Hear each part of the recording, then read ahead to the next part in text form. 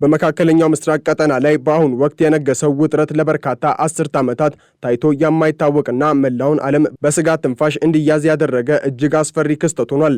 የዚህ ታሪካዊ ፍጥጫ ማዕከል የሆነችው ኢራን በአሁኑ ወቅት በታሪኳ እጅግ ጥቁርና አስደንጋጭ ምዕራፍ ውስጥ ትገኛለች። የዚህ ሁሉ ትልቅ ማሳያና የክስተቶቹ መባባስ ማረጋገጫ ተደርጎ የተወሰደው ደግሞ የሀገሪቱ የበላይ መሪ አያቶላህ አሊ ካሚኒ ከአሜሪካ ሊሰነዘር ይችላል የተባለውን እጅግ አውዳሚ የአየር ድብደባ በመፍራት ወደ ተሸሸገ የምድር ስር ምሽግ መግባታቸው ነው። ይህ የ86 ዓመቱ አዛውንት መሪ በቴህራን ከተማ ስር በሚገኙና እጅግ በተወሳሰቡ የዋሻዎች መረብ በተገናኙ ጥብቅ መጠለያዎች ውስጥ መደበቃቸው የአገዛዙን ስነ ልቦናዊ መፈራረስና ከፍተኛ ስጋት በግልጽ የሚያሳይ ነው። አያቶላ ምንም እንኳን በአደባባይ ዛቻዎችን ቢሰነዝሩም በግል ግን የአሜሪካ ግዙፍ ጦር በፍርሃት አንቀጥቅጦት ወደ ምድር ስር እንዲሰምጥ አድርጎታል። የአያቶላ ካሚኒ ከህዝብ እይታ መሰወርና በማህበራዊ ሚዲያ ላይ ካለፈው ጥር 17 ቀን ጀምሮ ሙሉ በሙሉ መጥፋታቸው በኢራን ከፍተኛ የአመራር መዋቅር ውስጥ ያለውን ድንጋጤ ቁልጭ አድርጎ ያሳያል። መሪው ለደህንነታቸው በመስጋት የሀገሪቱን የዕለት ተዕለት አስተዳደር ለሶስተኛ ልጃቸው ለመሱድ ካሚኒ አሳልፈው መስጠታቸውም ተነግሯል። የ53 ዓመቱ መሱድ ካሚኒ በአሁኑ ወቅት የቢሮ ስራዎችን በመምራትና ከአስፈጻሚው አካል ጋር እንደ ዋና የመገናኛ ድልድይ በመሆን እያገለገሉ ይገኛሉ። ይህ ሽግግር በኢራን የፖለቲካ መዋቅር ውስጥ የታየ ድንገተኛና ያልተለመደ ለውጥ ሲሆን አገዛዙ ለከፋ አደጋ መዘጋጀቱንና የአመራር ቀጣይነት ለማረጋገጥ የሚጣጣርበት የመጨረሻው ሙከራ ተደርጎም ሊወሰድ ይችላል። ካሚኒ ወደ ምድር ስር ዋሻው ከመግባታቸው በፊት ለተተኪዎቻቸው ዝርዝር መመሪያዎችን ማዘጋጀታቸውና ሊገደሉ በሚችሉበት ሁኔታ ውስጥ ሊወሰዱ የሚገባቸውን እርምጃዎች ማስቀመጣቸው በቴህራን ቤተ መንግስት ውስጥ ያለውን የሞት ጥላ ያሳያል። ይህ በመሪው ደረጃ የታየው ከፍተኛ ድንጋጤ በባዶ የተፈጠረ አይደለም። የአሜሪካው ፕሬዝዳንት ዶናልድ ትራምፕ ዩኤስኤስ አብርሃም ሊንከን የተሰኘውን ግዙፍ አውሮፕላን ተሸካሚ መርከብ ከነሙሉ አጃቢዎቹና አጥፊ ሚሳኤል የታጠቁ መርከቦች ጋር ወደ ፋርስ ባህረ ሰላጤ እንዲያቀና ማዘዛቸው የኢራንን አገዛዝ አንገት ለማስደፋት የታለመ ግልጽ ወታደራዊ እርምጃ ነው። ይህ ግዙፍ የጦር መርከብ ስብስብ 5 የፈረሰኛ አውሮፕላን ጓዶችን የያዘ ሲሆን በማንኛውም ሰዓት በኢራን ስትራቴጂካዊ ቦታዎች ላይ ሰማይና ምድርን የሚያናጋ ጥቃት የመሰንዘር አቅም አለው። ትራምፕ በሰጡት መግለጫ ግዙፍ የአርማዳ ጦር ወደዚያ እያቀና ነው ማለታቸውና ወታደራዊ እርምጃው ባለፈው ሰኔ ወር ከተሰነዘረው ጥቃት እጅግ የላቀ እንደሚሆን ማስጠንቀቃቸው የኢራንን አመራሮች ክፉኛ አስደንግጧል። ፕሬዝዳንቱ ይህንን ጦር የላኩት ለጥንቃቄ እንደሆነ ቢናገሩም በተግባር ግን በኢራን ላይ የሞት ፍርድ እንደታወጀ ተቆጥሮ አገዛዙን በከፍተኛ ጭንቀት ውስጥ ከቶታል። ይህ በእንዲህ እንዳለ ኢራን ከውጭ የሚመጣባት ወታደራዊ ጫና ባልተናነሰ በውስጥ በገዛ ህዝቧ ዘንድ የተቀሰቀሰውና ወደ አጠቃላይ አብዮት የተለወጠው ተቃውሞ እጅግ አሰቃቂ ደረጃ ላይ ደርሷል። ካለፈው ታህሳስ 28 ቀን ጀምሮ በኢኮኖሚ ውድቀትና በከፍተኛ የኑሮ ውድነት ምክንያት የተቀሰቀሰው ህዝባዊ ተቃውሞ አሁን ወደ ስርዓት ለውጥ ጥያቄ ተሸጋግሯል። አገዛዙ ይህንን ተቃውሞ ለማስቆም የወሰደው እርምጃ ግን የዘር ማጥፋት በሚል ሊፈረጅ የሚችል እጅግ አሰቃቂ ተግባር ሆኗል ሲል ሲኤንኤን ዘግቧል። አዳዲስ መረጃዎች እንደሚያመለክቱት በጥቂት ሳምንታት ውስጥ ብቻ በሺዎች የሚቆጠሩ ሰላማዊ ዜጎች በደህንነት ኃይሎች ተገድለዋል። ይህ አሃዝ በዘመናዊቷ ኢራን ታሪክ ታይቶ የማይታወቅ ጥፋት ሲሆን የአገሪቱ ጎዳናዎች በዜጎች ደም መታጠባቸውን ያሳያል። በኢራን ውስጥ የሚገኙ ሆስፒታሎች በአሁኑ ወቅት እንደ ጦር ግንባር ማከሚያ ስፍራዎች ተቀይረዋል። የቀዶ ጥገና ሐኪሞች በሰጡት ምስክርነት መጀመሪያ ላይ በተቃዋሚዎች ላይ ይተኮሱ የነበሩት የፕላስቲክ ጥይቶች በፍጥነት ወደ እውነተኛ የጦር ጥይቶች ተቀይረዋል። ብዙዎቹ ተጎጂዎች በአይንና በጭንቅላት አካባቢ በቅርብ ርቀት በጥይት የተመቱ መሆናቸው አገዛዙ ሆነ ብሎ ህዝቡን ለማሸበር የወሰነውን ስልታዊ ውሳኔ ያረጋግጣል። በቴህራን ብቻ ከ468 በላይ ዜጎች በአደባባይና በሆስፒታሎች ውስጥ ተገድለዋል። በስደት ላይ የሚገኙት የኢራኑ ልዑል ረዛ ፓህላቪ ድርጊቱን በገዛ ህዝብ ላይ የታወጀ ጦርነት ሲሉም ፈርጀውታል። ኢራናውያን በቪየትናም ጦርነት አሜሪካ ካጣችው ወታደር በላይ በጥቂት ሳምንታት ውስጥ መርገፋቸው የአገዛዙን ጨካኝነትና የህልውና ትግል አደገኛነት ያሳያል። ምንም እንኳን የኢራን አገዛዝ በውስጥ እንዲህ ያለውን ሰቆቃ ቢፈጽምም በውጭ በኩል ግን ጣታችን በቃታ ላይ ነው የሚል ማስፈራሪያውን ቀጥሏል። የኢራን እስላማዊ አብዮታዊ ዘብ አዛዥ ጀነራል መሐመድ ፓክፑር ጦራቸው ከምንጊዜውም በላይ ዝግጁ መሆኑንና አሜሪካ ወይም እስራኤል ማንኛውም አይነት የተሳሳተ ስሌት ቢሰሩ ዋጋ እንደሚከፍሉ አስጠንቅቀዋል። በቴህራን ኢንገላብ አደባባይ የተሰቀለው አዲስ ቢልቦርድ የአሜሪካ የአውሮፕላን ተሸካሚ መርከብ ሲጠፋና የሰው አስክሬን በደምና በአሜሪካ ሰንደቅ ዓላማ ተጠቅልሎ ሲንሳፈፍ ያሳያል። ምስሉ ንፋስን የዘራ ውሽንፍርን ያጭዳል የሚል መፈክር ተጽፎበታል። የአይነቱ የፕሮፓጋንዳ ሥራ አገዛዙ በውስጥ ያለውን ድክመት ለመደበቅና ደጋፊዎቹን ለማነቃቃት የሚያደርገው ጥረት ቢሆንም በተግባር ግን ከግዙፉ የአሜሪካ ጦር ጋር ፊት ለፊት መጋፈጥ እንደማይችል ጠንቅቆ ያውቃል። ይሁን እንጂ ኢራን አሲሜትሪክ ወይም ተመጣጣኝ ያልሆነ ጦርነት ረገድ ያላት አቅም በቀላሉ የሚታይ አይደለም። ወታደራዊ ባለሙያዎች እንደሚሉት የኢራን ዋነኛው ወታደራዊ ስጋት የተደቀነው በሰው አልባ አውሮፕላኖች ላይ ነው። ኢራን ዝቅተኛ ዋጋ ያላቸውን ነገር ግን በብዛት ሊመረት የሚችሉ ድሮኖችን በመጠቀም የአሜሪካን የጦር መርከቦች የመከላከል አቅም ልታዳክም ትችላለች። በመቶዎች የሚቆጠሩ ድሮኖች በአንድ ጊዜ ወደ አንዲት መርከብ ከተወነጨፉ ዘመናዊ መከላከያዎች ሁሉንም መምታት ስለማይችሉ ጥቂቶቹ ኢላማቸውን ሊመቱ ይችላሉ። ይህ ሳትሬሽን አታክ ተብሎ የሚጠራው ስልት ቢሊዮን ዶላሮች የሚወጡባቸውን የአሜሪካ የጦር መርከቦች በጥቂት ሺህ ዶላሮች በሚመረቱ ድሮኖች አደጋ ላይ የመጣል አቅም አለው። ኢራን በድሮን ቴክኖሎጂ ከአሜሪካ በ10 ዓመታት ወደ ኋላ ብትቀርም በአነስተኛ ዋጋ የሚሰሩና ራሳቸውን አጥፍተው የሚፈነዱ ድሮኖችን በማምረት ረገድ ግን ቀዳሚ ተጠቃሚ ሆናለች። ይህ ደግሞ በባህረ ሰላጤው ለሚንቀሳቀሱ የአሜሪካና የአጋሮቿ መርከቦች ከፍተኛ ስጋት መሆኑ አልቀረም። ይህ ወታደራዊና ፖለቲካዊ ውጥረት በዓለም አቀፍ የትራንስፖርት እንቅስቃሴ ላይም ጥላውን ማሳረፍ ጀምሯል። በቀጠናው ያለው ደህንነት አስተማማኝ አለመሆንና የአየር ክልሉ ለሲቪል በረራዎች አደገኛ ሊሆን ይችላል የሚለው ስጋት በርካታ የአውሮፓ አየር መንገዶች በረራቸውን እንዲሰርዙ ወይም እንዲያስተካክሉ አስገድዷቸዋል።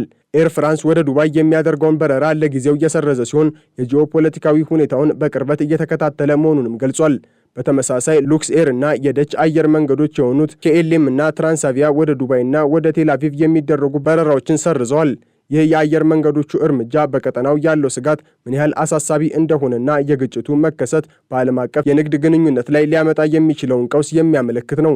አገዛዙ በማንኛውም ጥቃት ላይ ጂሃድ እንደሚያውጅ ማስፈራራቱ ሁኔታው ወደ ሃይማኖታዊና ቀጠናዊ ጦርነት ሊቀየር እንደሚችል ስጋት ፈጥሯል። የኢራን ብሔራዊ ደህንነት ኮሚሽን በመሪው ላይ የሚሰነዘር ማንኛውም ጥቃት አጠቃላይ ጦርነት ተደርጎ እንደሚወሰድ አስታውቋል። ይህ አይነቱ ሃይማኖታዊና ፖለቲካዊ ማስፈራሪያ አገዛዙ የመጨረሻውን የህልውና ትግል እያደረገ መሆኑን ያሳያል። ይሁን እንጂ በሀገር ውስጥ ያለው ህዝባዊ አመፅ አገዛዙን ከውጭ ለሚመጣ ጥቃት እጅግ ተጋላጭ እንዲሆን አድርጎታል። ህዝቡ ከመንግስት ጎን ከመቆም ይልቅ ስርዓቱ እንዲወድቅ መመኘቱ የአገዛዙን ስልታዊ ጥንካሬ በእጅጉ ቀንሶታል። ፕሬዝዳንት ትራምፕ በኢራን ላይ የጣሏቸው 2 ቀይ መስመሮች ማለትም ሰላማዊ ተቃዋሚዎችን መግደልና የታሰሩትን በጅምላ መረሸን በአሁኑ ወቅት በአገዛዙ እየተጣሱ መሆናቸው የአሜሪካ ወታደራዊ እርምጃ የማይቀር መሆኑን ይጠቁማል። ምንም እንኳን የኢራን ከፍተኛ አቃቢ ህግ መሐመድ ሞቫሄድ የታሳሪዎችን ግድያ ቢያስተባብሉም ከውስጥ የሚወጡ መረጃዎች ግን ተቃራኒውን ያረጋግጣሉ። የአሜሪካ መካከለኛ እዝ ወይም ሴንትኮም ተጨማሪ የኤፍ-15 ተዋጊ አውሮፕላኖችንና የሲ-17 የከባድ ጭነት አውሮፕላኖችን ወደ አካባቢው በማስገባት ዝግጅቱን አጠናክሯል። የእንግሊዝ መከላከያ ሚኒስቴርም የራሱን ታይፉን ተዋጊ አውሮፕላኖች ወደ ኳታር በመላክ የአሜሪካንን ጥረት እያገዘ ይገኛል። በቴህራን የምድር ስር መጠለያዎች ውስጥ የታፈነው የጭንቀት ድባብና በፋርስ ባህረ ሰላጤ ላይ እያንዣበበ ያለው የአሜሪካ የብረት አርማዳ ኢራንን ወደማይቀለበስ የጥፋት አፋፍ እየገፏት ይገኛሉ። ይህ ታሪካዊ ፍጥጫ ተራ የፖለቲካ አለመግባባት ሳይሆን የአንድ አምባገነናዊ ስርዓት የመጨረሻው የህልውና ትግልና የመካከለኛው ምስራቅ ካርታ ዳግም ሊስተካከል የሚችል እሳታማ ክስተት ነው ሲል ፍራንስ 24 አስነብቧል። አያቶላ አሊ ካሜኒ በምድር ስር ባሉ የተወሳሰቡ ዋሻዎች ውስጥ መሸሸጋቸው ለአስርት ዓመታት በታላቅነትና በሃይማኖታዊ ጥንካሬ ሲመካ የነበረው አገዛዝ አሁን ግን በውስጥ አመፅና በውጭ ወታደራዊ ግዙፍ ኃይል ተንበርክኮ የሞት ጥላ እንዳጠላበት የሚያሳይ ዘግናኝ እውነት ነው። ይህ የካሜኒ ወደ ምድር ስር ዋሻው የመግባት ውሳኔ በአገዛዙ የውስጥ መዋቅር ውስጥ ያለውን ከፍተኛ ስንጥቅና ሽብር ፍንትዋ አድርጎ የሚያሳይ ነው። መሪው ከመደበቃቸው በፊት የሶስተኛ ልጃቸውን ስልጣን በይፋ ባይሆንም በተግባር ግን እንዲረከቡ ማድረጋቸው ስርዓቱ ለከፋው የጥፋት ቀን መዘጋጀቱን ያረጋግጣል። መሱድ ካሚኒ በአሁኑ ወቅት የሀገሪቱን የደም ስር የሆኑትን ወታደራዊና አስተዳደራዊ ተቋማት እየመሩ ቢሆንም ይህ የቤተሰባዊ ስልጣን ሽግግር ግን በኢራን የሃይማኖታዊ ሊቃውንትና በአብዮታዊ ጥበቃ አባላት መካከል ከፍተኛ ቅሬታን ሊፈጥር እንደሚችል ይገመታል። በምድር ስር ያለው መሪ ዝምታና በምድር ላይ ያለው የልጁ ያልተረጋገጠ ስልጣን ኢራንን ያለ መሪ እንደቀረች መርከብ በማዕበል ውስጥ እያወዛወዛት ይገኛል። በሌላ በኩል የአሜሪካው ፕሬዝዳንት ዶናልድ ትራምፕ እየተከተሉት ያለው የእሳትና የቁጣ ስልት የኢራንን አገዛዝ ሰላም ነስቶታል። ዩኤስኤስ አብርሃም ሊንከን የተሰኘውና እንደ ተንቀሳቃሽ የጦር ከተማ የሚቆጠረው ግዙፍ መርከብ በውስጡ የያዛቸው ዘመናዊ ተዋጊ አውሮፕላኖችና አጥፊ ሚሳኤሎች የቴህራንን ሰማይ በአንድ ጀንበር ወደ አመድነት የመለወጥ አቅም አላቸው። ትራምፕ የጣሏቸው ቀይ መስመሮች በአሁኑ ወቅት በደም የተጨማለቁ መሆናቸው አሜሪካ የምትወስደው እርምጃ ተራ የአየር ድብደባ ሳይሆን የአገዛዙን የጀርባ አጥንት የሚሰብርና መላውን ወታደራዊ መዋቅር የሚያፈራርስ የጥፋት ጅራፍ እንደሚሆን ይጠበቃል። ፕሬዝዳንቱ ባንጠቀምበት ደስ ይለኛል ቢሉም በወታደራዊ ዝግጅቱ ግን ጦርነቱ በማንኛውም ሰከንድ ሊፈነዳ እንደሚችል የሚጠቁም ነው። ይህ የወታደራዊ ዝግጅት በባህር ላይ ብቻ የተገደበ አይደለም። የአሜሪካና የእንግሊዝ ተዋጊ አውሮፕላኖች በቀጠናው ባሉ የአየር ማረፊያዎች ተሰልፈው የጥቃት ትዕዛዝ እየጠበቁ ናቸው። በኢራን ሰማይ ላይ የተደቀነው ይህ የብረት ደመና አገዛዙ በገዛ ሕዝቡ ላይ ለፈጸመው በደል የሚሰጥ ሰማያዊ ምላሽ ይመስላል።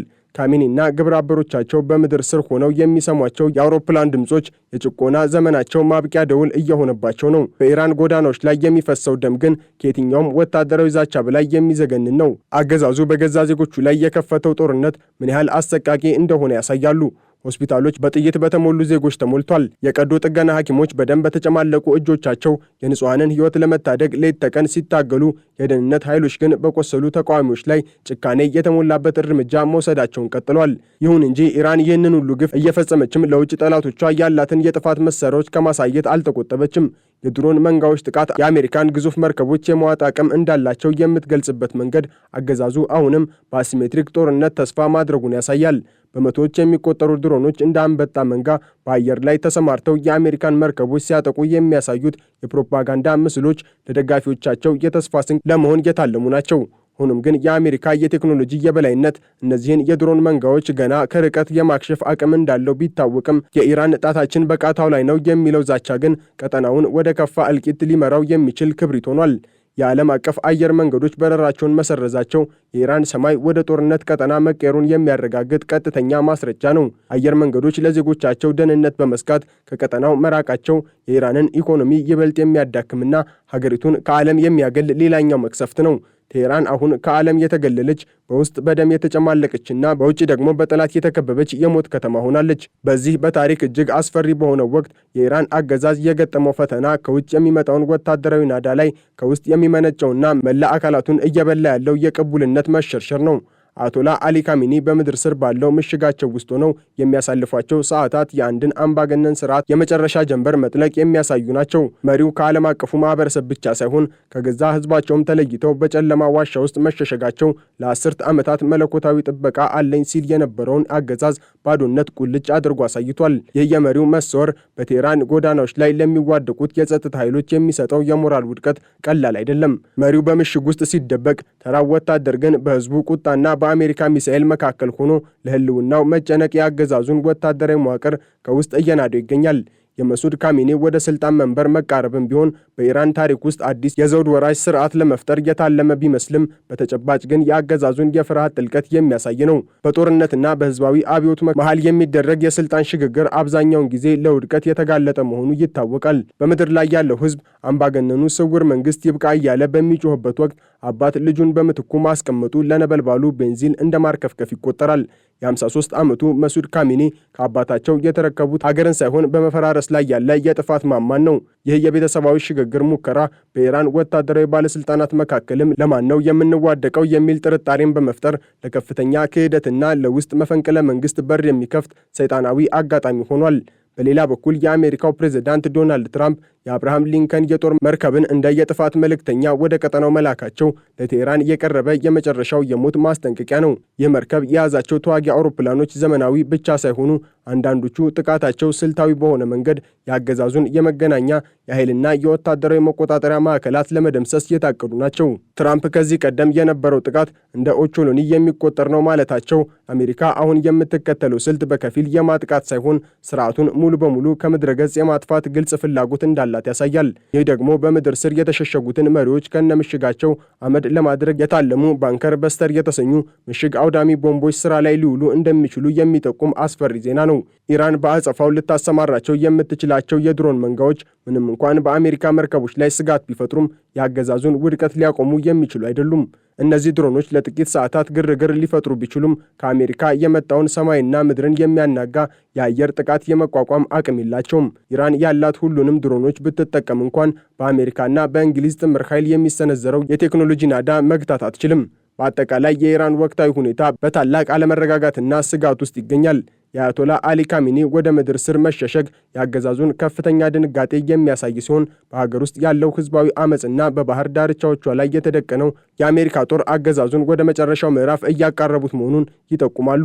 የኢራን የድሮን ማስጠንቀቂያና ወታደራዊ ዛቻዎች የአገዛዙን ጥንካሬ ለማሳየት የሚደረጉ ጥረቶች ቢሆኑም በተግባር ግን ስርዓቱ በታሪኩ አይቶት በማያውቀው የህልውና አደጋ ውስጥ ወድቋል።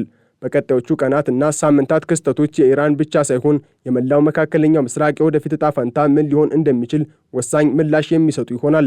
ዓለም አቀፉ ማህበረሰብ ይህንን ውጥረት በከፍተኛ ጥንቃቄ እየተከታተለ ሲሆን ሁኔታው ወደ ከፋ የሰብአዊና ወታደራዊ ቀውስ እንዳይሸጋገር ዲፕሎማሲያዊ እና ወታደራዊ ጥረቶች ተጠናክረው ቀጥለዋል። የኢራን ሕዝብ የነጻነት ጥያቄና የአገዛዙ የህልውና ትግል ቀጠናውን ወደ አዲስና ያልታወቀ የታሪክ ምዕራፍ እየመሩት ይገኛሉ። አያቶላ ካሚኒ በምድር ስር ሆነው የሚሰጧቸው ትዕዛዞች በውጭው ዓለምና በሀገር ውስጥ ባለው ተጨባጭ ሁኔታ ላይ ምን ያህል ተጽዕኖ ሊኖራቸው ይችላል የሚለው ጉዳይ አጠራጣሪ ነው። በቴህራን ጎዳናዎች ላይ የሚፈሰው ደምና በምድር ስር የተሸሸጉት መሪዎች የኢራን እስላማዊ ሪፐብሊክ ለህልውናው እያደረገ ያለውን የመጨረሻ ትግል ቁልጭ አድርጎ ያሳያል።